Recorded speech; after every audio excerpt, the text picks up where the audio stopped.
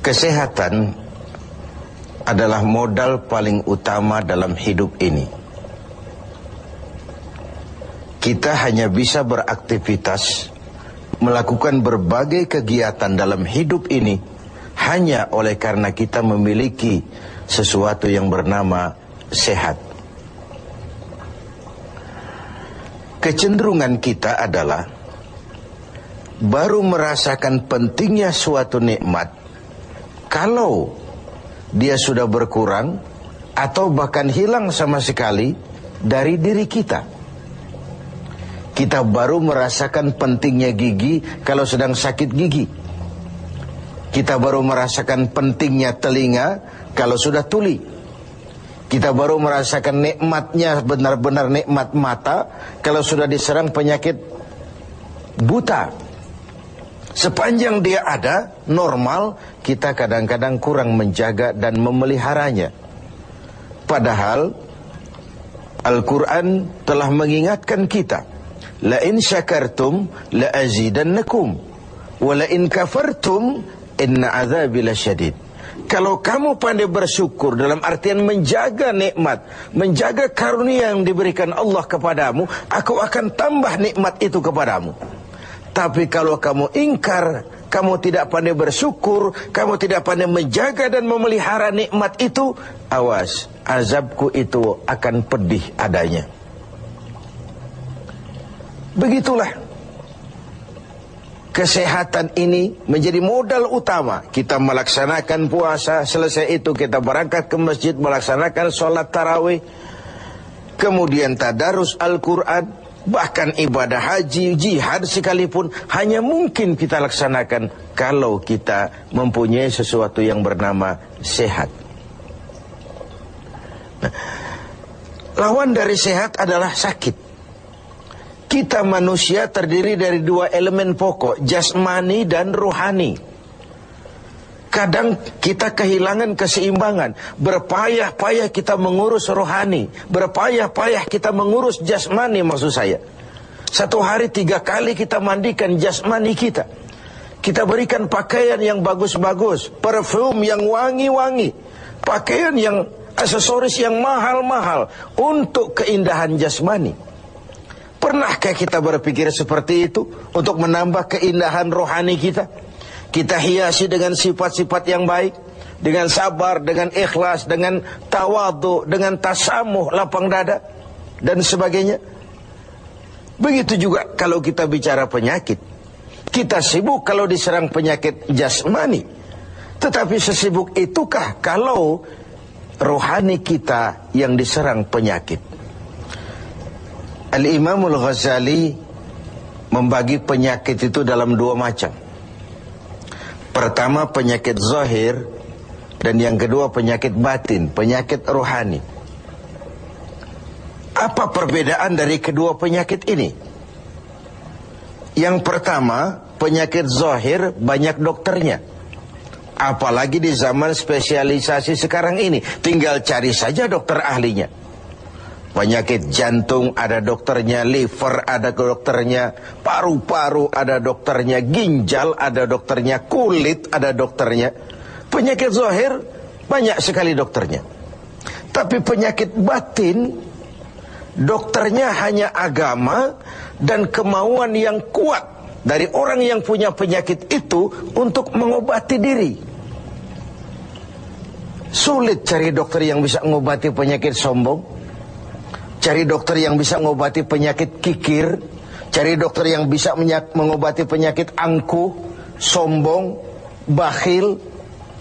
Agama dan kemauan yang kuat dari orang yang dihinggapi penyakit itu untuk memperbaiki diri melalui riyadhah, latihan dan latihan. Yang kedua, kata Al-Ghazali, perbedaannya ini aneh. Penyakit zahir yang empunya penyakit lebih tahu dari orang lain. Sedangkan penyakit batin sering orang lain lebih tahu dari yang punya. Ini aneh. Kita punya penyakit jantung, kita tahu wong itu penyakit kita dan itu penyakit zahir. Teman kita nggak tahu, datang-datang main kagetin aja, woi, kelepek kita. Kita yang punya penyakit tahu, orang lain tidak tahu. Tapi kalau penyakit batin ini aneh, orang lain sering lebih tahu dari yang punya. Kalau kita sombong, kita sering tidak merasa, kita anggap sikap kita wajar saja. Kalau kita diserang penyakit pelit, kita tidak merasa, kita anggap wajar saja. Kalau kita diserang penyakit hasud, kita anggap wajar saja. Orang lain yang tahu. Karena itu sahabat Umar bin Khattab radhiyallahu an kerap kali kalau berkumpul dengan sahabat sering kali bertanya, kau lihat saya sombong apa tidak?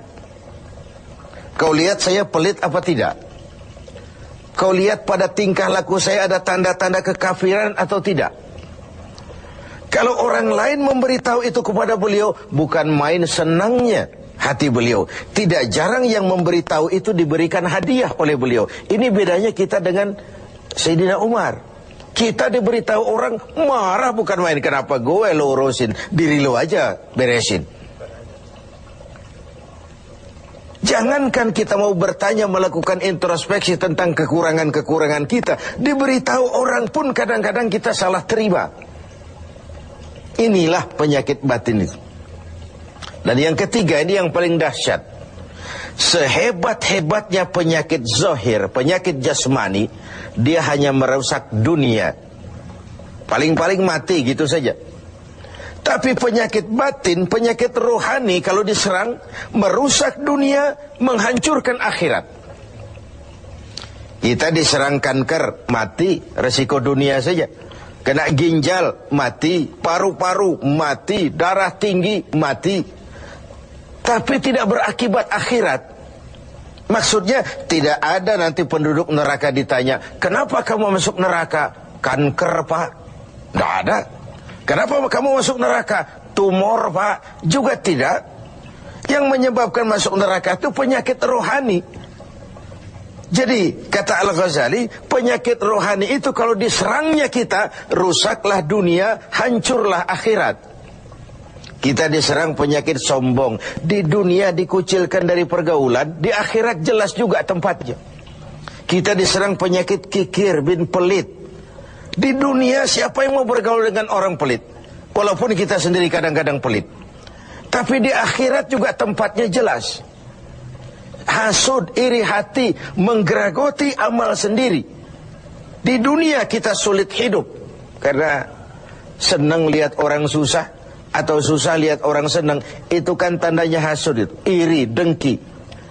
Lihat orang susah, senang. Lihat orang senang, susah. Di dunia saja sudah susah hidup, susah gemuk. Di akhirat jelas juga tempatnya. Karena itu kata Al-Ghazali, heran saya ini. Kalau diserang penyakit zahir, cepat-cepat kita lari ke dokter. Tidak ada uang, berutang pinjam pun maulah. Diserang demam, diserang flu, diserang segala macam penyakit zahir, panik, cepat lari ke dokter.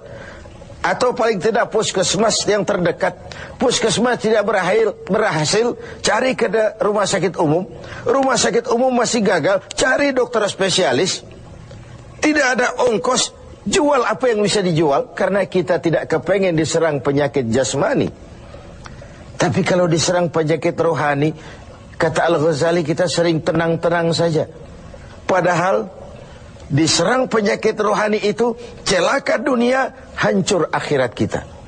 Sehingga beliau menghimbau, kalau kita begitu bersungguh-sungguh mengobati penyakit jasmani yang kalau diserang hanya merusak kehidupan dunia, betapa kita tidak akan lebih bersungguh-sungguh mencari obat penangkal penyakit yang kalau diserangnya kita, rusaklah dunia, hancur jugalah akhirat kelak.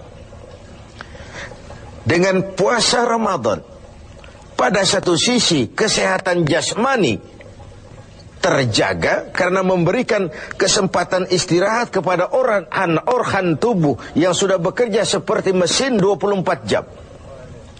Sementara jasmani diberikan kesempatan istirahat dengan makan dan minum yang teratur. Rohani dihiasi. Dengan puasa timbul sabarnya, dengan puasa timbul jujurnya, dengan puasa timbul ikhlasnya, dengan puasa timbul sikap rendah hatinya. dihiasi dengan perhiasan-perhiasan yang menyehatkan rohani kita. Inilah mana ucapan Nabi, sumu tasihu, berpuasalah kau, niscaya kau akan sehat. Bukan sekadar sehat jasmani, tapi juga sehat rohani. Karena itu kita sering berbangga dengan perhiasan jasmani, dengan berbagai merek yang kita pamerkan kepada teman-teman kita. Kita pakai jam tangan Rolex, kita pakai baju Versace, Gianni Versace, kita pakai tas Louis Vuitton, berpayah-payah kita menghiasi jasmani kita. Sementara rohani kita merana, rohani kita sakit, rohani kita kering kerontang, kita nyaris tidak pernah memberikan perhatian. Inilah Ramadan, nuansa di mana kita menumbuhkan keseimbangan antara pertumbuhan jasmani kita dengan kesehatan rohani kita. Kalau sehatlah jasmani dan sehatlah rohani, maka terciptalah keseimbangan, keindahan jasmani yang berpadu dengan keindahan rohani.